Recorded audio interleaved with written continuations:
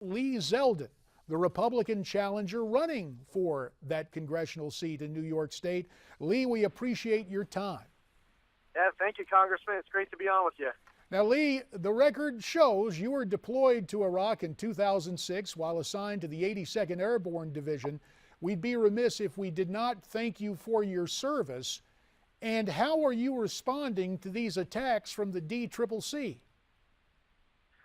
Well, I still serve as a major in the Army Reserves. I've been in the military now between ROTC, active duty, and the reserves for just about half my life, and I love serving alongside some great Americans, and I really don't take too kindly to being called a coward. It's just not an appropriate name to be calling me, and I think it's very unfortunate when you see this kind of these desperate Hail Marys thrown in the first quarter of a game. They obviously know that the seat's in trouble, and this is a new low.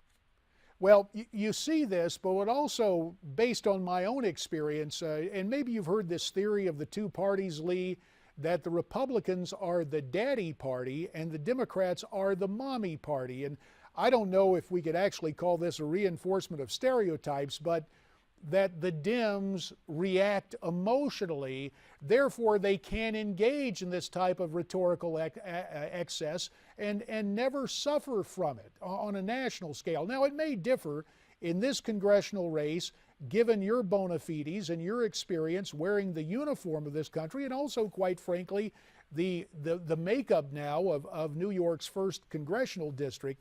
But they seem to be very strident in saying, yeah, we say it so because he's avoiding certain issues. In the final analysis, Lee, should the Democrat Congressional Campaign Committee, or DCCC, issue a collective apology to you?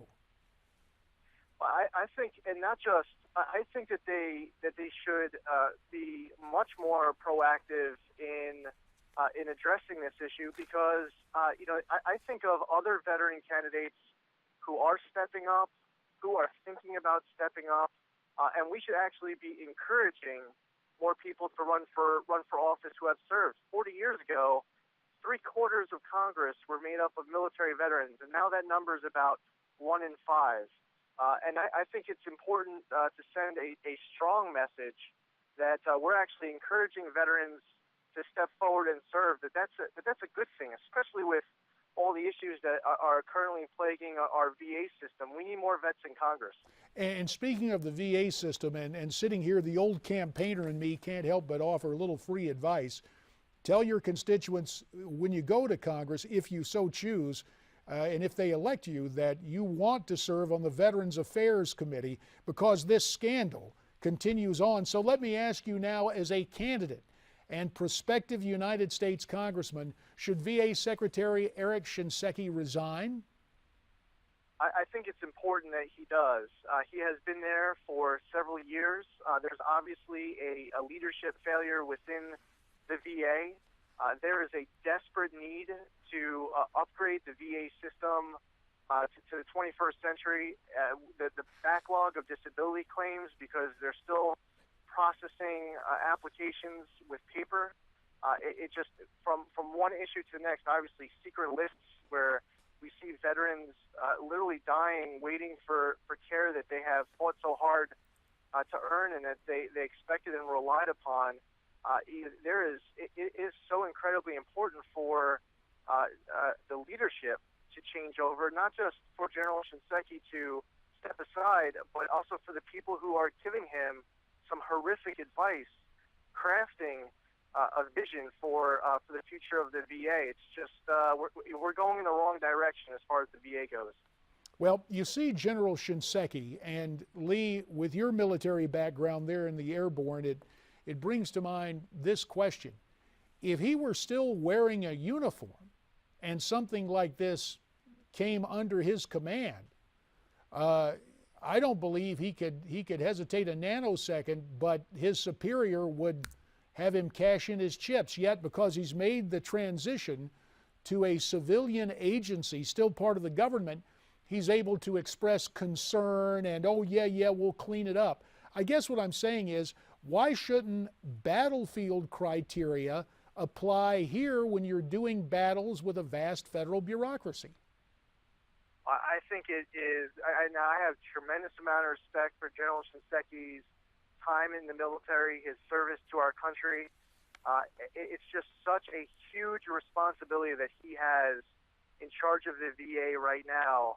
That despite that tremendous respect the entire country has, we just see growing calls and an urgent need for a new direction for the VA, because we have so many veterans, from whether it's World War II veterans who are still alive, relying on the VA, to new veterans coming back from Iraq and Afghanistan, and everyone in between. The responsibility of the VA system to be working as efficiently as possible is as important, if not more important, than ever before. And it's obvious that the current leadership structure at the VA is not going to put that agency on the best path forward for our nation's veterans, and our veterans deserve it. They need it. Lee Zeldin, you currently serve in the New York State Senate. How do you think service in Washington will differ from your service right now in Albany? We got less than a minute here. Well, there are so many important issues, challenges facing my state, also our country, and we need more courage in government. If we want to make sure that we can control our nation's debt and our deficits, have responsible budgets, bring our entitlement programs to the current day, we need people with the will to make tough decisions, even if it will cost them votes. And I want to be part of that. I want to be part of that solution. Lee Zeldin, it is interesting to watch your race. I can tell you, as an old political warhorse myself and former congressman, when the DCCC attacks you outrageously, they view you as a threat. We wish you well in your campaign, and thank you very much for your time. Thank you, Congressman. So, what about the DCCC calling this Iraq veteran a coward? Why don't you tweet me your comments at Newsmax TV, #AmericasForum.